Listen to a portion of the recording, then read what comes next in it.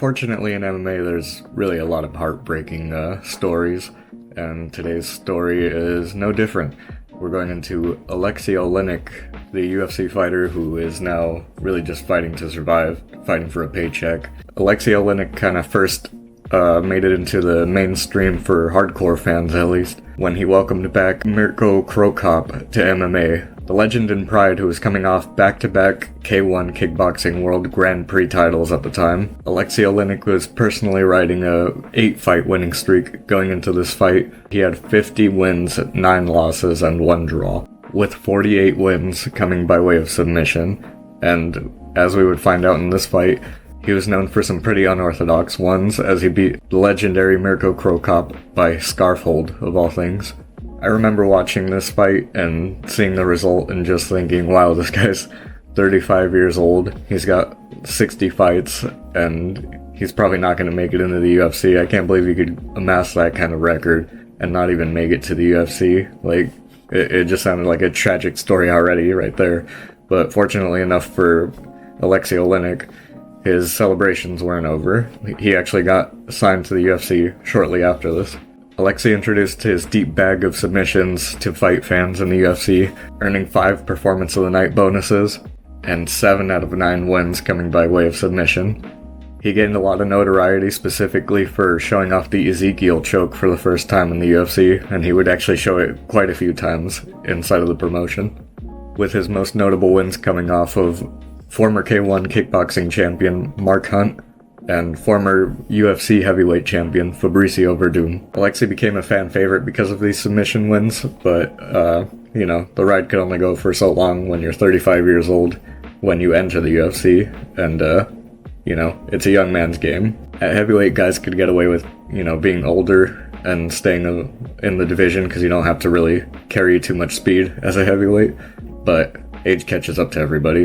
He ended with a 9-win, 8-loss record in the UFC. Alexei suffered 10 knockout losses in his career, which honestly isn't too bad considering how many fights he has in total. But when you're talking about heavyweights, you're talking about 260-pound guys hitting you as hard as they can with all their weight into that punch multiple times if the ref's not there in time. So this guy took a lot of damage at such a late age. Now, one thing fight fans did get to notice whenever Alexei was fighting is he usually had his wife cornering him for every fight. And, it was just something nice to see. You always recognize her there in the corner. But unfortunately for Alexei, that's kind of what turns his story into a sad one. After his UFC run, Alexei's wife filed for divorce. Alexei said, "I didn't want to divorce. For more than 6 months, I asked, persuaded, and begged to save the family. I'm a man who stays in America and wants to stay in America, but I don't have the means to live a comfortable life in the US. And that probably comes as a surprise because of how much money he made in the UFC, at least just when you're looking at how many performance bonuses he won. And according to Tapology, he amassed a career disclosed earnings of $712,000 USD. And when you transfer that to Russian rubles, that's quite a ton. At least, it seems like it to me. So how could this guy have actually gotten broke, after making that much money in the UFC and having a run like he did? I mean, obviously he didn't win every fight, but he was so entertaining the UFC paid him out pretty good. Well, according to Alexei, he went ahead and paid out a lavish lifestyle for his wife to live. "I gave her everything, new cars, jewelry, worth hundreds of thousands of dollars, even 3 pairs of Rolex watches. Now she complains to everyone that these are inconvenient watches because diamonds make them hard to sell. I am left with no property without anything else." So basically a lavish lifestyle is what led to him losing all his money, and, all he had was material things that ended up going to her. He says, "I left her 100% of everything we had, property, including a house worth more than 150 million rubles, cars, gold, and all other assets. I don't understand. I don't even recognize my ex-wife anymore." So everything went towards his wife after the divorce happened, and now Alexei literally has nothing to his name. This ended up forcing him out of retirement. He ended up having to come back to fighting in BKFC against Jeronimo Dos Santos. And in the last 10 seconds of the first round, he got knocked out viciously. This is kind of what sparked a lot of people talking about what happened to Aleksei Oleinik, why is he fighting in bare knuckle. And now a lot of people know that he's going through all these financial troubles and has to fight to try to make some more money. It's unfortunate. Fighters don't have some kind of retirement plan after fighting.